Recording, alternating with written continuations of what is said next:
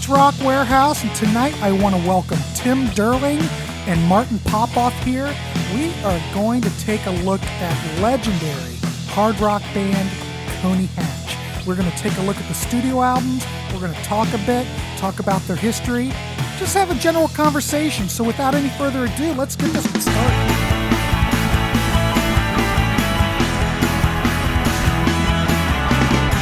Branch Rock Warehouse, and tonight we are going to take a look at the Canadian hard rock band Coney Hatch. They released 3 albums in the 80s. They released the 4th album, 4, in 2013. I primarily kind of want to look at those 3 basic albums, but if we have time, we can look at the 4th record. They were from Toronto, Canada. They consisted of Carl Dixon, who was the vocalist guitar player, Andy Curran, who bass player extraordinaire, is now playing with Alex Lifeson, and guitarist Steve Schlesky and drummer Dave Ketchum. Like I said, they only put out 3 records in the 80s.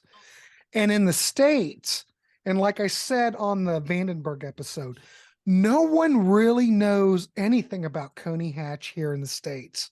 Virtually just a blip on the radar. In Canada, it might be a different situation. And we'll ask these gentlemen about that since they're both in Canada. But here in the States, just a blip. And the whole thing about my channel is to get these bands out there that people should hear. So this is why we have Martin Popoff here tonight. Martin, welcome. And Tim Durling's back. We just saw Tim Durling on the April Wine episode, but you know, he's back. He's a damn professional. I want to welcome both of these gentlemen here tonight, and we are going to talk some Coney Hatch. So, gentlemen, how are you? And welcome to the show. Yeah, doing fine. Looking forward to it. Love this band. Yeah, well, like I said, Martin, they need more love. So let's dive into that first album. The first album came out in 1982. It was produced by Kim Mitchell, which was, well, I don't think has Kim done a lot of producing. I'm not exactly sure if he has. Not too much, right? No, Martin, I know of any. This is the only one other than like co-producing his own that I know of. Think of anything else. Yeah, it's just kind of like a one-off thing. I don't know who wants to start off, but hell, let's just throw it over to Tim Durling because I always do that.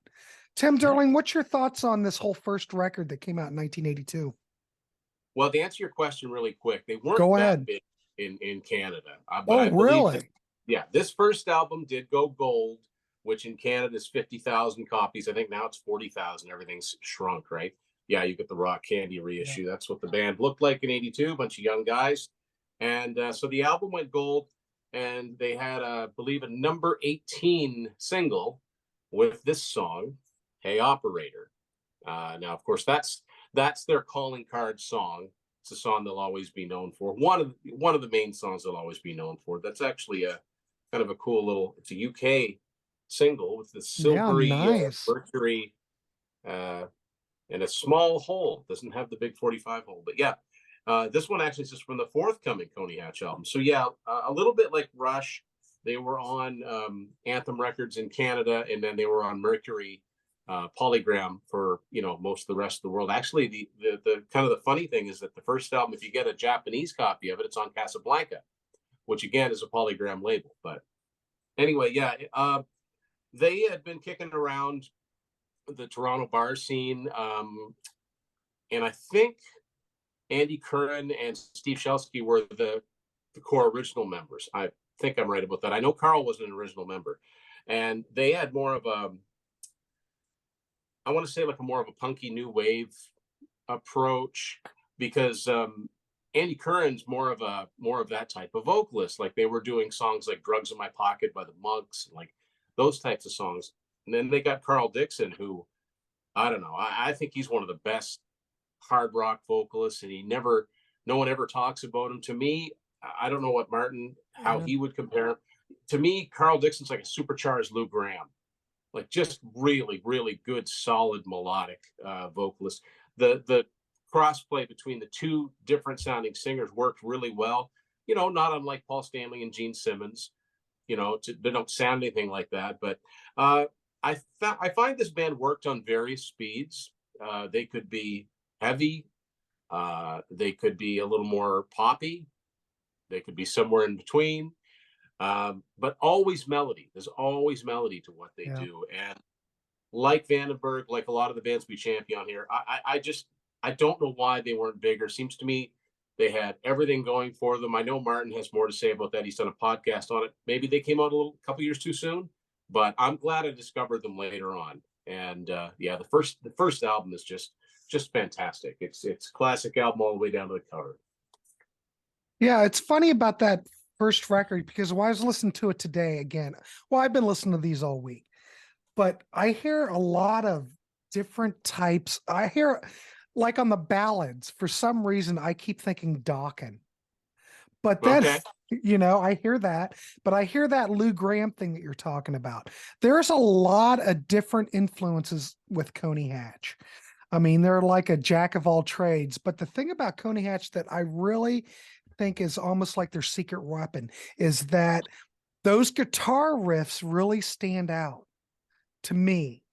The tonality, they're kind of quirky to some degree. Of course, we have Andy Curran. We already know how he is on the, Monkey Wrench, which I think's phenomenal. You wouldn't think that I know I'm kind of going all over the place, but you wouldn't think that wouldn't be on this record, but it is. Monkey bars, Monkey right? bars. Sorry, what did Yeah. I say? Monkey Ranch. Oh my God, I'm thinking Foo Fighters. Sorry about that. But what I'm saying is like monkey bars, and then you look at like, I don't know, Devil's Deck or whatever. I'm just saying it's just kind of like, it's hard to believe that these two things are on the same record, but it kind of all works. You know what I mean? It's kind of like it's kind of like that Gene Simmons, Paul Stanley kind of thing. I mean, that might be a stretch, but it's Yeah, kind of you've how I got look two at it. completely different vocalists, in a band. Maybe Triumph is another example, Mhm. or you've got two different singers, but it doesn't sound like a burned CD. It sounds like a complete cohesive band album. This just happens to be who's at the mic for Right. this particular song. Mhm. And the riffs, I will say that the riffs are not simple. Or Dawkins a good example. So is Rat. They're really complex. A lot of them have the interweaving guitar parts. They're not the easiest things to pick up and play. No. But it's funny if I look at like the reviews, like we look at All Music, they didn't really give this. They looked at it and they didn't think that the Andy Kern material was that strong. They kind of boo-hooed that stuff.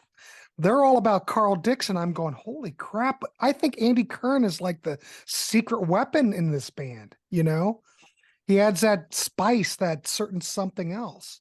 But everybody looks at this stuff different. Martin, what's your whole thoughts on the whole Coney Hatch's first record? I'll disagree with you guys a little bit. So Okay. let's start with the music end of it. So I love when Dee Snider says that Twisted Sister was a cross between AC/DC and Judas Priest, right? And when he says that, I really believe it's the Judas Priest of like British Steel more than anything, right? Okay. So to me, Coney Hatch is almost like a cross between Twisted Sister and Judas Priest, or it's the exact same thing, a cross between Twisted Sister and AC/DC and Judas Priest. So there's a certain, when you guys are talking about the riffs here, what I like about this band and what I find that's really unique is that they're more about chord arrangements than riffs. They're not like single note whittly riffs, like note dance riffs. They're more like, and there is that, like Tim says, there's that neat chatter back and forth, that Malcolm, Angus, Keith, Ron Wood thing going on. And you really hear that in some of these, like No Sleep Tonight's a classic example. Ding, ding, ding, ding, ding, Yeah. ding, ding, ding, ding, ding, ding, ding, ding, that whole thing, right? It's really, really cool. And yeah, I think you've got Andy Curran, who's like the Ace Frehley voice in the band a little bit. Even though the other guy looks more like Dennis the Menace, Andy Curran is the Dennis the Menace, but Carl Dixon looks like Dennis the Menace.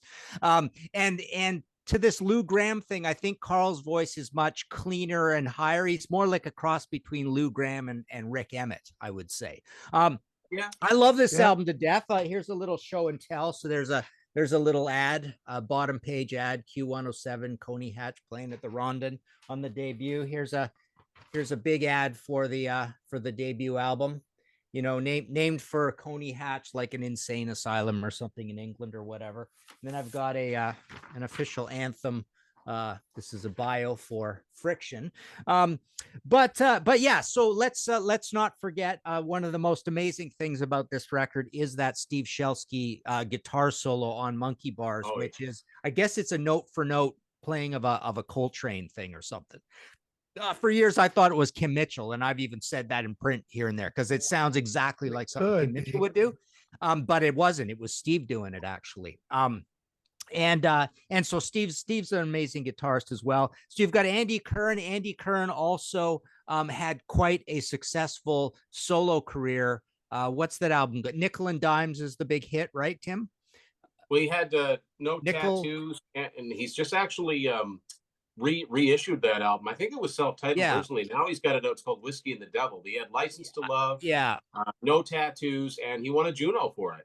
Yeah, and it probably, I'm sure it went gold, if not platinum or something. I didn't look it up, but and basically, so Andy also, he worked at the Anthem offices for years and years and years, and then Olay, he started working for the music publisher that bought most of the Anthem artist stuff, and now Olay has renamed themselves as Anthem again. So the old Anthem is gone.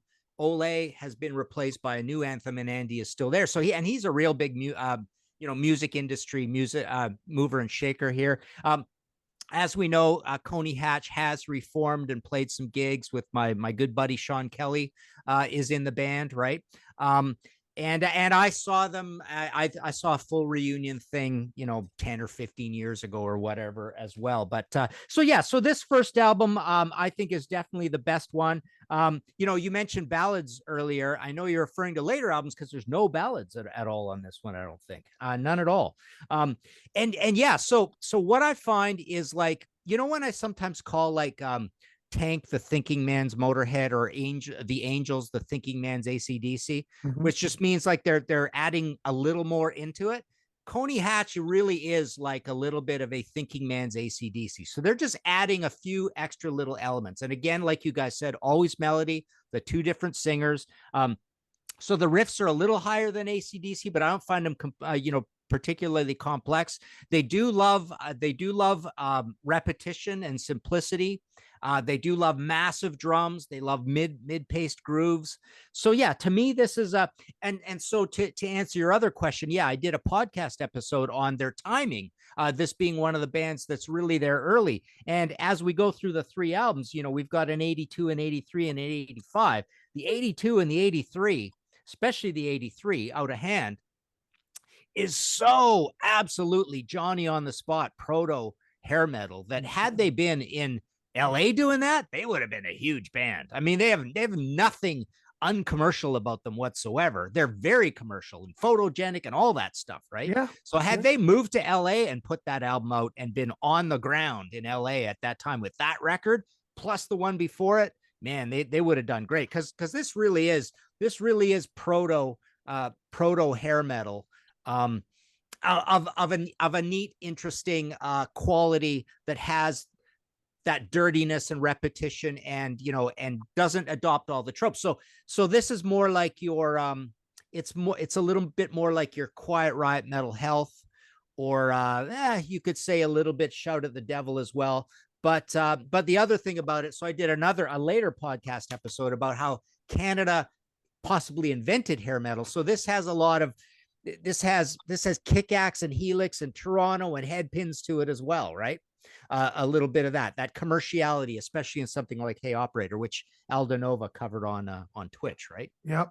Subject. Yeah. So subject. Okay. Right. So basically, I think that's about all I have to say about the debut album. I'll just mention, the reissue does add 3 bonus tracks. A song called Sin After Sin, which is the fastest thing they ever did. One of them sounds kind of like a heavy Blackfoot song, and Dreamland is another one of their cool kind of mid-paced rockers. But yeah, love Devil's Deck. Stand Up is kind of a funky one on here. Love We Got the Night. That's a good heavy one on here. And Monkey Bars is amazing. Monkey Bars is amazing. Oh, and the last thing I'll say, sorry, I did see these guys. I did see these guys, because I only moved to Toronto in '89. I actually did see these guys in Spokane, Washington, on one of the rare concerts I went to in a big city. I saw them. I thought it was supporting Priest, but when I look at the wiki, it talks about them supporting Maiden on the Peace of Mind tour.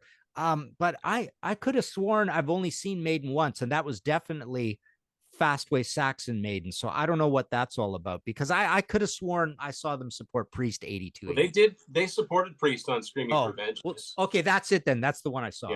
Yeah. And they did support Iron Maiden for part of Peace of Mind. Okay. But yeah, obviously not all of it. Yeah, I definitely saw Screaming for Vengeance in Spokane, and it was them. I remember somebody was all in red, like a red jumpsuit or something. Or that could have been Dawkins. I saw a couple weird. Dawkins kind of, there's a lot of red, or it could have been Loverboy. Yeah. But it was great. And these are the kinds of songs that will come off great live because they've got that AC/DC mid-paced understandability. Mm-hmm. I think I have a question, and you guys can answer this, because I've never seen Coney Hatch live. Carl pretty much just played rhythm guitar, correct? And Steve was the lead player. Is that? Yeah. Okay. Yeah, I think for the most part, I never saw Coney Hatch. I saw in 2005, I saw Carl Dixon do an acoustic show, which was really good. He sang fantastic. It was before he had his accident, but he still sings pretty good, because I've got that live at the Alma Combo live record. He still sounds pretty good. But what I wanted to say on this debut record, if you listen to the lead guitar parts, holy crap, Steve needs to get more praise than what he does. I mean, the guitar parts on this album are phenomenal. I mean, he knows exactly what to do with with what he's got. The phrasing's great. It's well thought out. He's killer guitar player. I'm just throwing it out there. Any guitar players really should check this out, because these guys were great. Let's make sure we also mention, so Carl in 2008 in Australia got in a horrendous car accident, broke almost every bone in his body, was almost killed. He's got a glass eye now. He took years and years to recover. He had a cane for a long time. So he's back. He's fragile. He's not perfect, but he's still in the band. It was a long, slow recovery, but he busted up almost everything in his body. Yeah. He put a book out a few years ago, which I picked up, called Strange Way to Live. And it's got pictures of his car. And you just wonder how anybody came out of that alive. And the way I understand it is that he was rushed for time. He was meeting someone for dinner, and he totally forgot that in Australia, like in the UK, they drive on the other side of the road. So it was a total head-on collision. It's just a miracle he survived, because you wouldn't have thought he would have walked away from that. And at that time, actually, we're skipping ahead a little bit, but at that time, he'd been with the Guess Who. Because as we talked about earlier, Grant, he was with April Wine for about 5 years, providing like a third guitar and then occasional keyboards. But then he went on to sing for the Guess Who for quite a few years. And that's what the gig he was, most known for, or, busiest with when that accident occurred. But yeah, I remember when I saw him in concert. I mean, he did a lot of older songs. He did songs like, I know he opened with the Hollies, He Ain't Heavy, He's My Brother. Like, not songs that are in my wheelhouse, but I'm like, that's Carl Dixon. He did do Hey Operator. That was the only Coney Hatch thing he did. And when he went to play it, I'm looking at him going, that's not at all how I thought that went. So maybe it isn't so much the complexity of the guitar riffs. It's the fact that you kind of need the two guitar players to do both parts right. Mm-hmm. And AC/DC is a good example, the way that Angus and Malcolm played off each other. We're not talking about Aerosmith levels of complication in the riffs, but we are talking about some really cool interplay. I mean, it's like Keith Richards and Ronnie Wood bouncing off each other. We just had that Black and Blue episode that's going to be coming out on the Contrarians. So they still have that yin and yang kind of thing. They bounce off each other. And you have that here with Coney Hatch. And I love that, I just absolutely love it. I just have a quick question. How do people look at, because you said that Coney Hatch wasn't really that successful in Canada either. I mean, how do people look at this record now? Is this like a blip on the radar in Canada? I mean, obviously it's a small blip in the United States, but how do people really look at this now? From someone that digs through a lot of, used music, Mhm. it's definitely the record you come across the most. Okay. You don't come across Coney Hatch all that much, but if you're going to, it's probably the debut. That's my experience with it. And if it went gold, that means it got into that many more homes. And in the States, it's really hard. Like I don't know how often you'd come across their albums.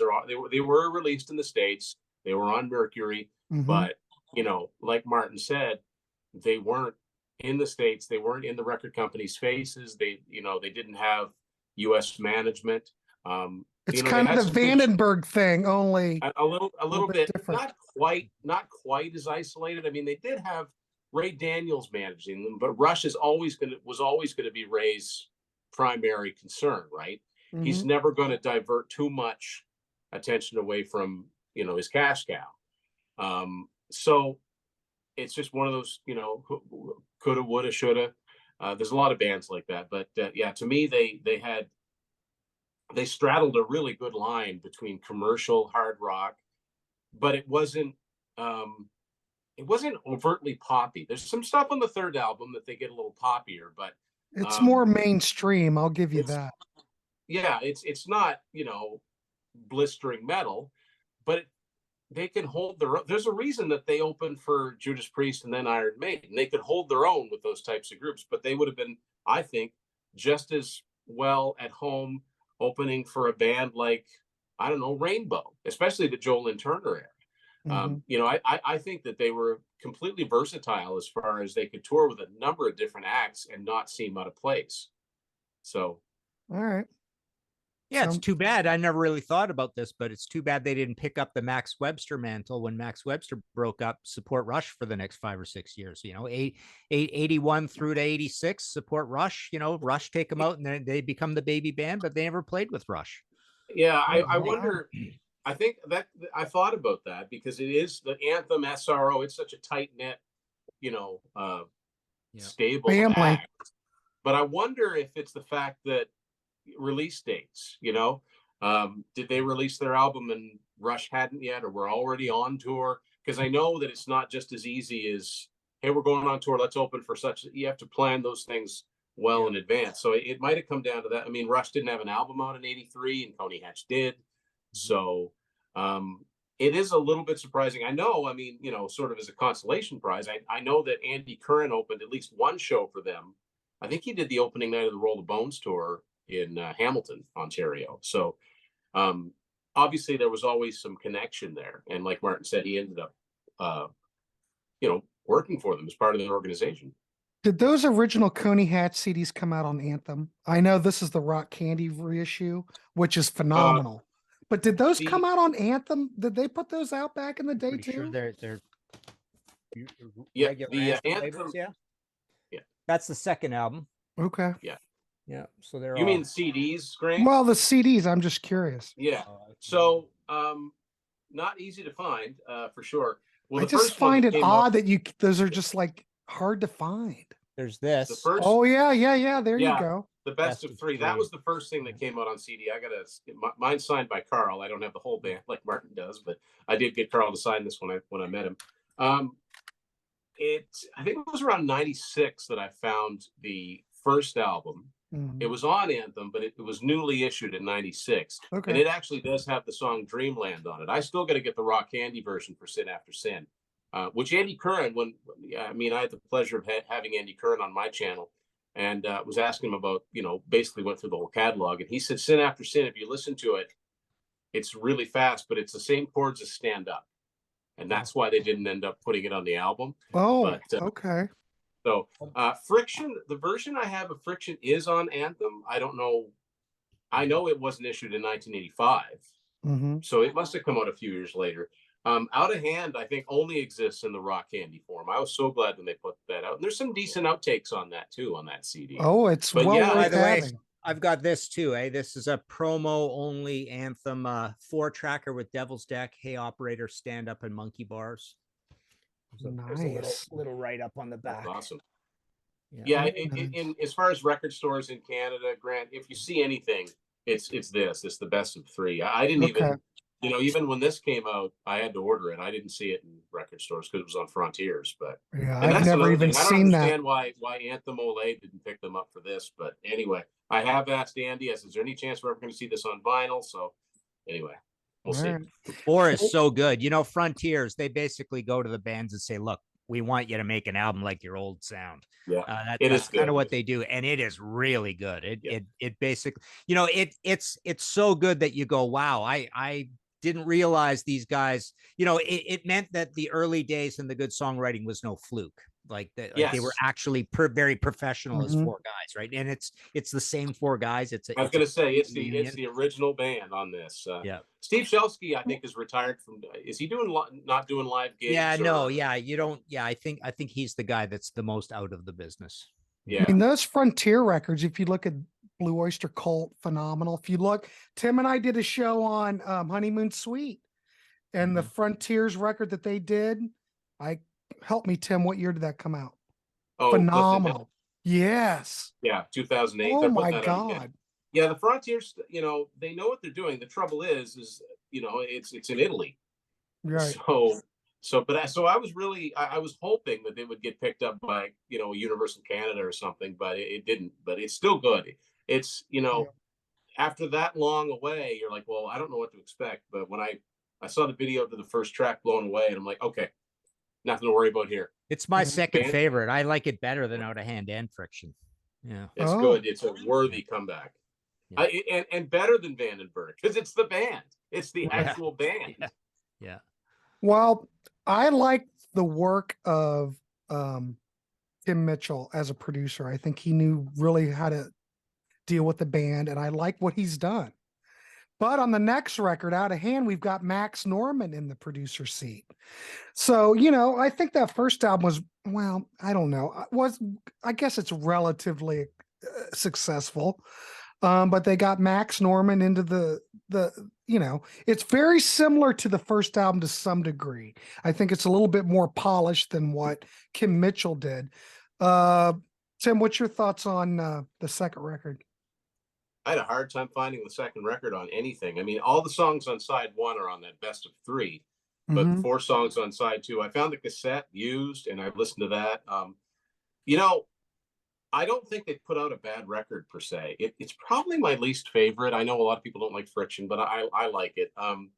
It is a little bit more commercial. I mean, they had some success with this song here, First Time for Everything, which is way poppier than anything.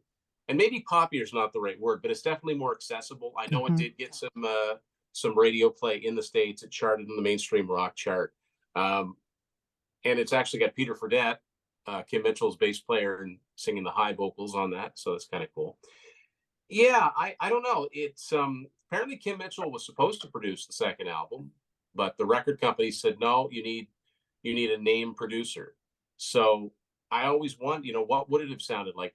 Now, I don't know if it's the best production job on that first album, but I think you've got a musician, right? You've got a musician with a musician's ear and a musician's mind, rather than just someone that knows what stuff sounds like. That's nothing against Max Norman, but I wonder what it would have sounded like if they'd have given Kim another shot at it.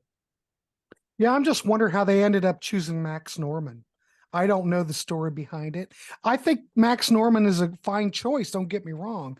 I just am curious what the story was behind that. It doesn't sound. And I wonder much why. Yeah, and I don't know why Kim couldn't do it. Maybe he had some kind of conflict or something. I don't know.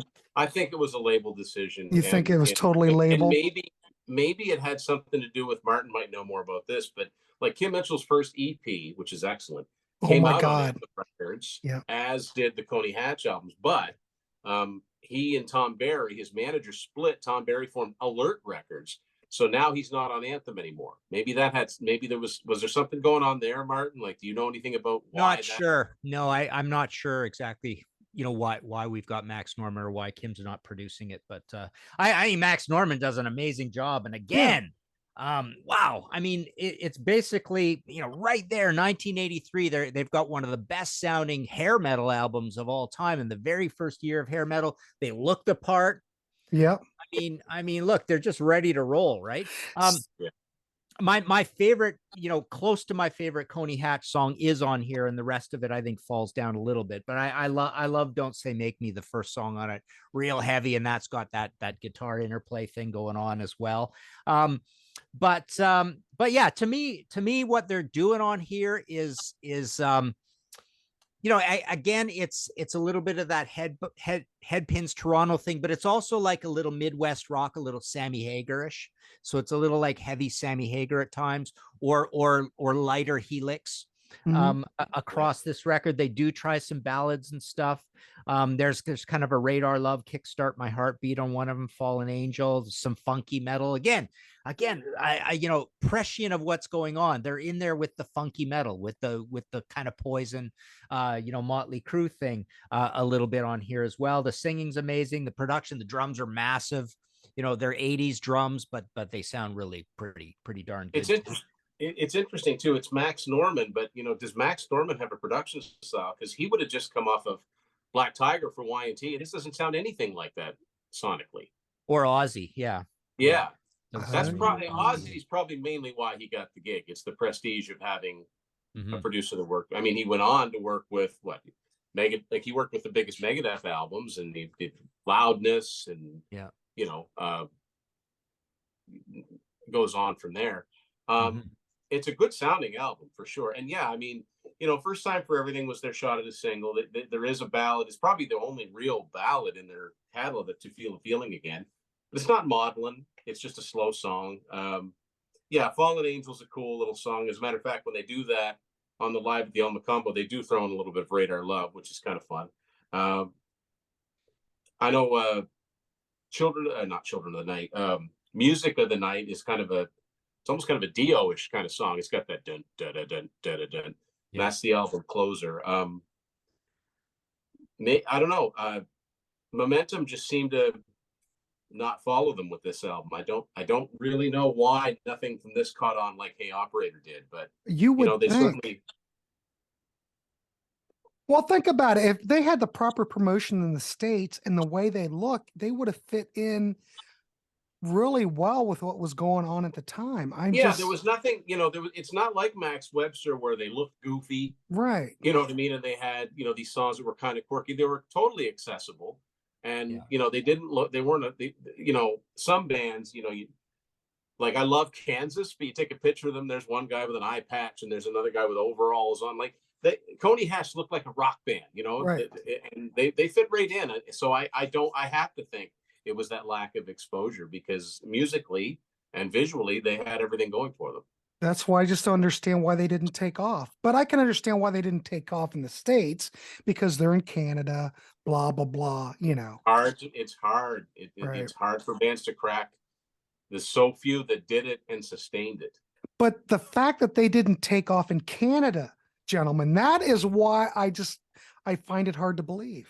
That's all. Because I'm sure this record sold less than the first record. I see. Because obviously, like Tim says, he doesn't see any out in the wild. So, no. But I think it's a fine record. I don't have any issues with it. I think it sounds great. I do think that the first album, I just love what Kim Mitchell does with them, because it's just much more organic to some degree. And this is, of course, more polished, but we're like in 1983. I get it. It's just the way it works. No big deal. But yeah. I mean, plus, they were on Mercury in the States, and at the time. But I'm not sure, Tim, did this even come out in the States? I know the first record did. No, they all did. I've got them all on cassette from the States on Mercury. But I mean, Mercury's looking at, it's all about what comes out at the same time. So what are they going to promote? This band out of Canada, are they going to promote Pyromania? Where are the dollars going? And I've always thought, these huge albums, at a certain point, you can stop throwing the money at it. People are buying this, and pay a little bit more attention to, some of these other bands. But with the next album, there's actually a story about that in Carl's book, where somebody asked the record company directly why they're not promoting Coney Hatch. But we'll wait on that till we get there. Yeah. Well, we might as well go there now. So the next record is Friction from 1985. We got a new drummer. Barry Connors is the new drummer. Oh, My look at there's the Friction vinyl. Suite. We got 2 vinyls. We got a CD going Oh, on here. here's the Yeah. CD. There we go. And you've heard Martin talk about Toronto, the Yep. band. Barry Connors came from that band. He's got the handlebar mustache there. You know, that's the old Spinal Tap, right? You know, There you go. Now look at that photo. It kind of reminds Tim, look at that photo. It kind of reminds me of Honeymoon Suite to some degree, but a little bit the black and but white look at photo that. Those guys look like $1 million. That tells me these guys could sell records. We're talking 1985, kids. I don't get it. Of course, the new drummer looks like he's from Stars.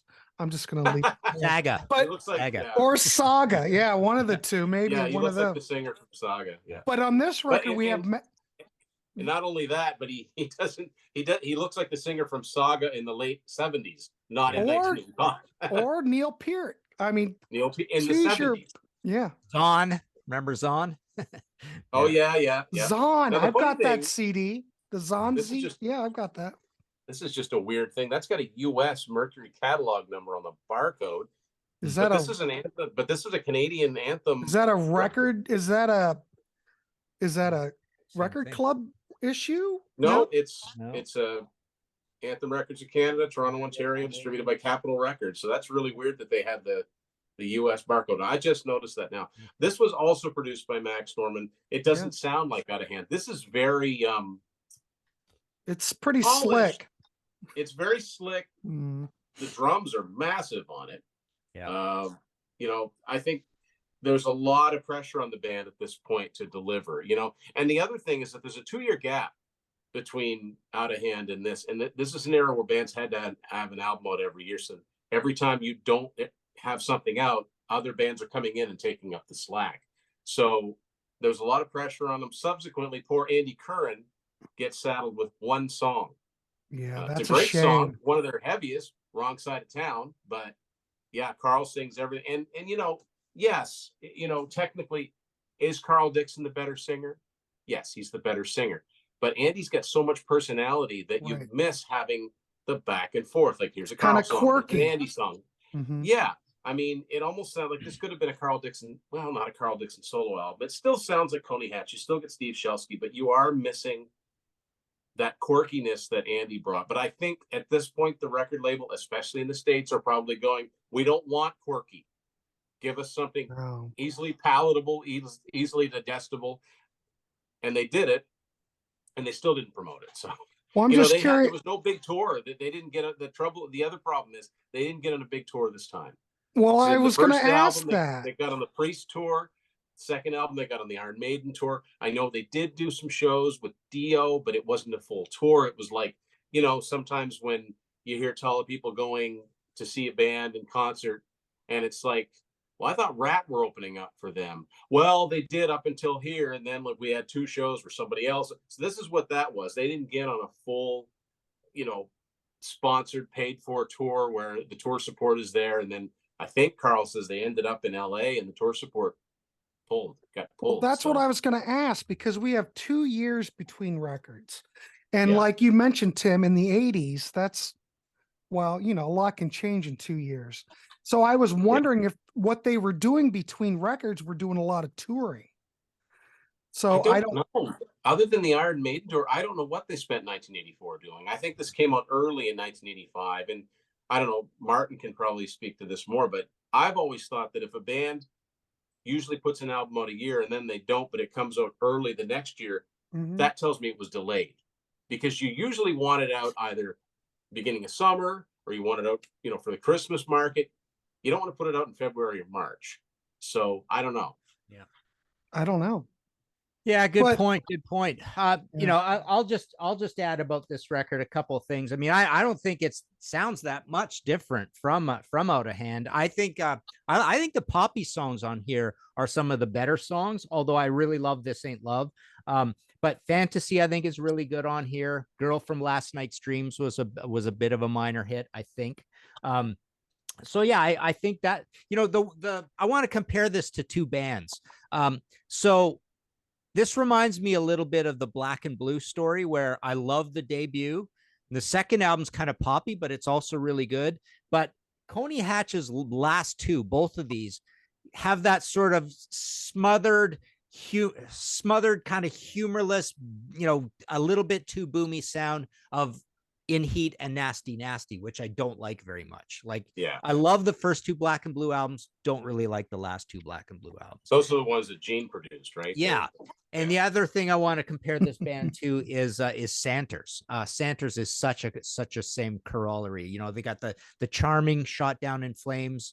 The first album is the one everybody likes a lot. I love Racing Time. I think Racing Time is a masterpiece. But then they do a third album, and it's kind of poppy, called Guitar Alley. It's got an uninspired version of, I think it's All Right Now. It's awful. Yeah. Nothing to it. So there's just this watered down Santers sound.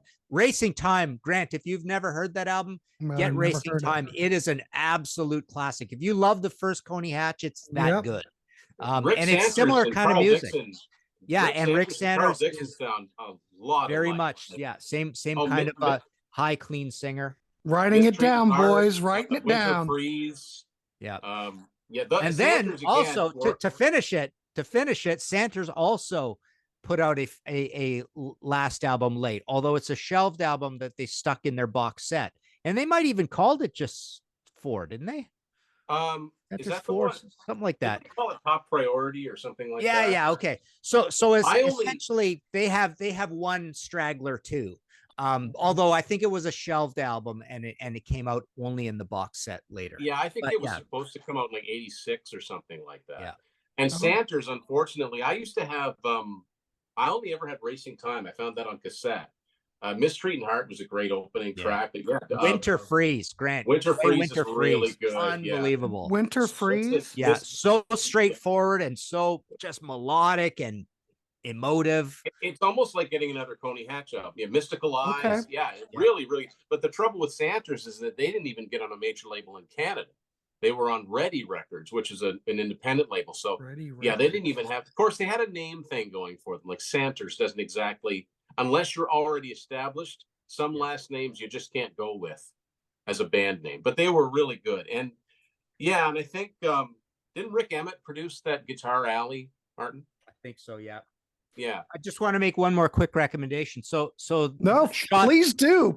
The song Shot Down in Flames on the debut. Go play that. That was a tribute to Bon Scott, who had just died. It's really cool. So those two songs, I think, and Mistreating Heart was kind of a hit in Canada. But yeah, Winter Freeze, Shot Down in Flames, Mistreating Heart. So another thing about this album is that apparently Aldo Nova at one time was in talks to produce this album.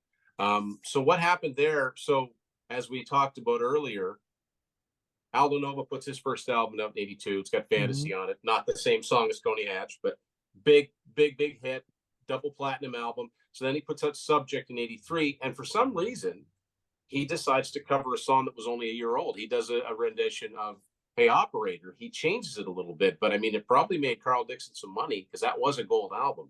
So, again, this is all from Carl's book. Aldo comes in and he's under the impression that he's producing this record. The band is led to believe that he's just there to help out with songwriting. So it was like they were communicating but not speaking the same language, and that didn't turn out. So because apparently they weren't going to go with Max Norman again, because my understanding is that he was kind of nasty to work with. But because I've heard Phil Kennemore from Y&T say the same thing. They said he made a great record, but he was a bit of a jerk. But that's like Todd Rundgren and Skylarking. Todd didn't get along with XTC. So, but if you look at the credits on here, I mean, Demo Safari, he's a famous photographer in Canada. He took the photos. I mean, produced by Max Norman, mastered by Bob Ludwig. It's Paul Northfield's one of the engineers. I mean, there's big names attached. I mean, but look at that. The photos are beautiful. These guys should have. What version of that do you have? What, this? Yeah. This is the Rock Candy CD. Okay. Yeah, my CD's different. But yeah, Girl from Last Night's Dream. I mean, there's no reason why that couldn't have been a single. Yeah. And a big single. So could She's Gone. That could have been a big hit too. I mean, so again, like I said, they gave them what the record company wanted, and they didn't do anything with it. So another weird thing is that apparently their A&R guy or someone they worked with in the States, Mercury, was a guy by the name of Ted Mellencamp, brother of John. Really I is? had no idea. Is I it had no really? idea. Yeah. No. So Is it? apparently, Okay. this Ted Mellencamp went to the president of the label and talked about, why aren't you promoting Coney Hatch? Mm-hmm. And he says something like, because we have other priorities. So, they were just kind of left high and dry. And famously, and Martin's talked about this too, these Canadian bands, even if you do quite well in Canada, sometimes you're still broke. So here's a band that hasn't sold a lot of records. So, I mean, they're, 4 or 5 years into this and they haven't got much to show for it.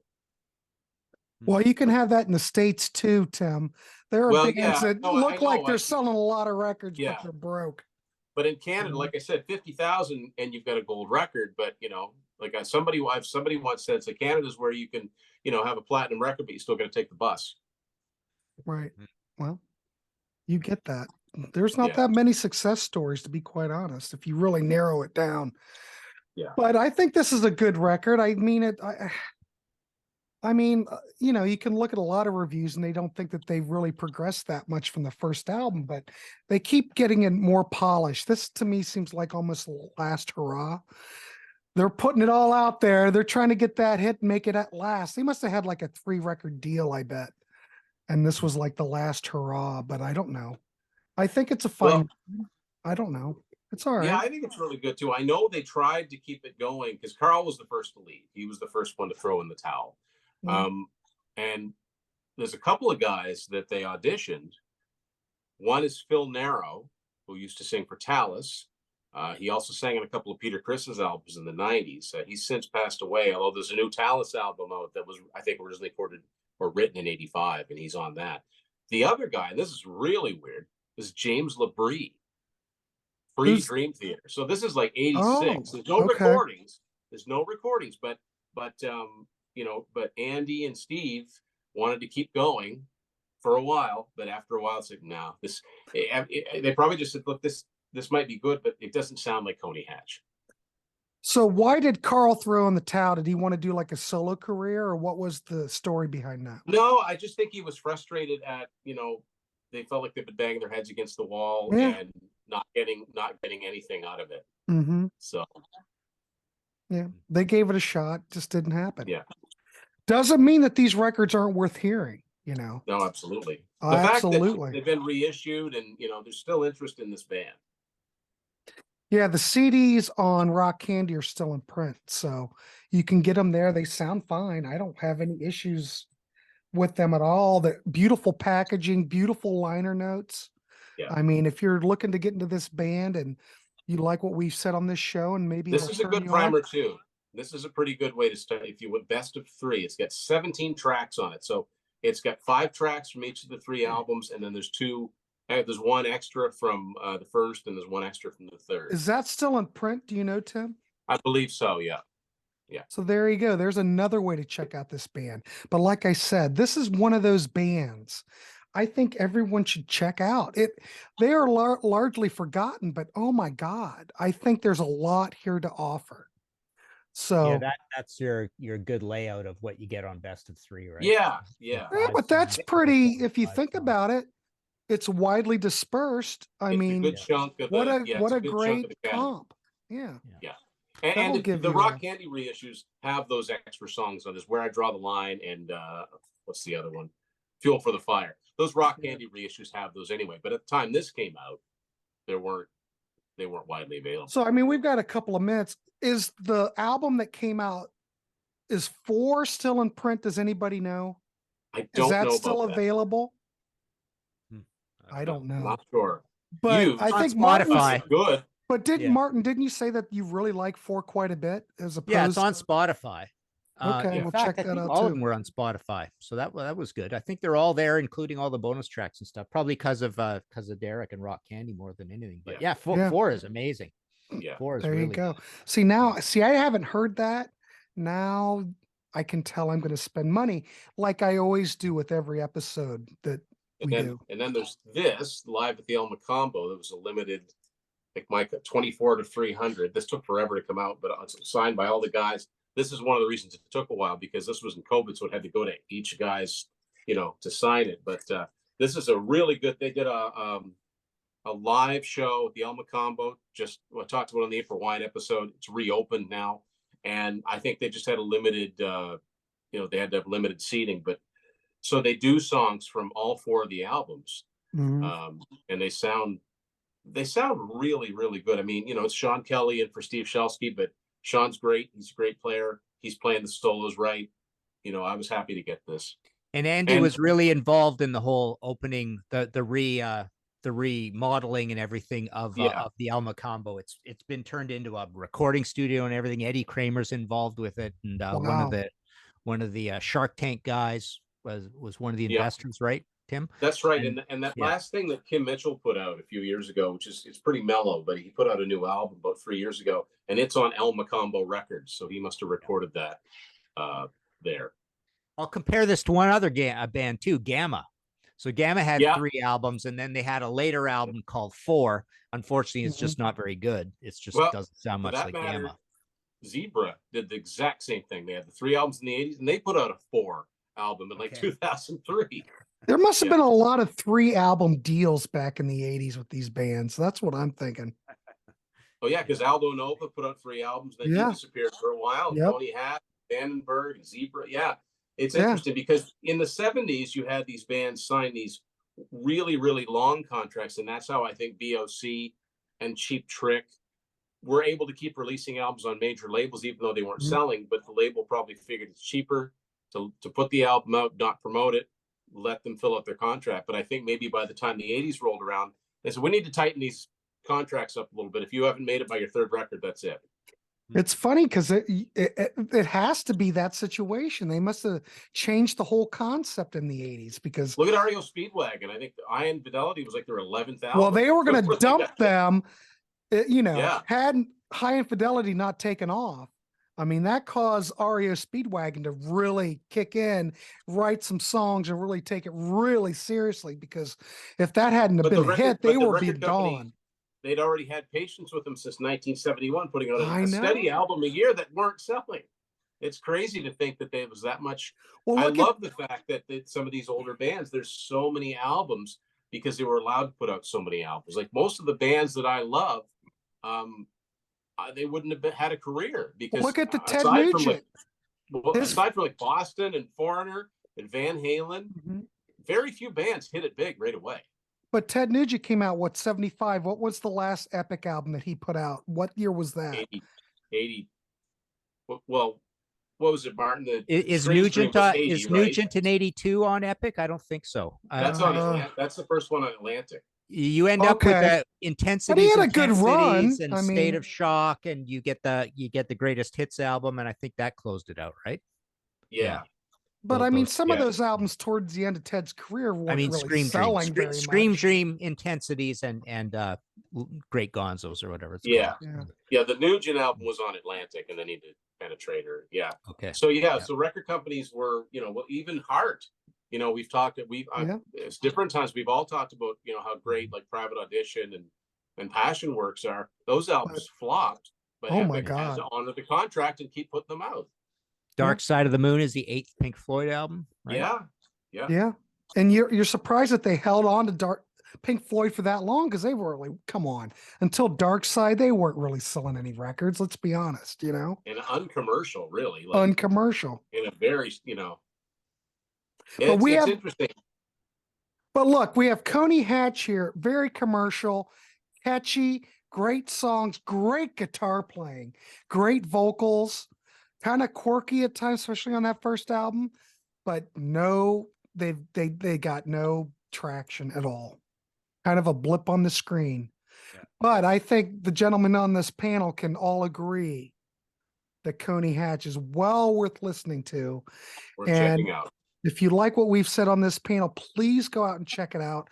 Give the band some love because that's all we do on this channel is try to give these bands some love. But before we wrap this up, we're almost at an hour. Anybody else have anything to add before we wrap it up? You know, I'm it's a assuming little we bit can like- all say that any of the Coney Hatch records are worth getting. I was just gonna say, like, it's a little bit like Rat in that if you find an album somewhere used, pick it up. They didn't really do a bad album. There just aren't as many of them. Right. You know, and I'll just stress again, they really remind me of that second Twisted Sister album. And a fair bit of Helix songs as well. Yeah. And again, I love that. I love that comparison that D makes beats, you know, where across between the AC/DC and Judas Priest, because again, it sounds like a slightly more heavy metal and hair metal version of AC/DC. There you go. So kids, if you like that, Coney Hatch might be for you. So, all right, gentlemen, let's leave it at that. I want to thank Martin Popoff and Tim Durling for joining me tonight. Coney Hatch, people. Holy crap. Check them out. Please like, subscribe. Check out Tim Durling's channel. Check out the Contrarians, Martin Popoff. Gentlemen, thanks for coming on. It was fun talking Coney Hatch. Awesome. Thank you. All right. Good night, everybody. And please like, Thanks. subscribe.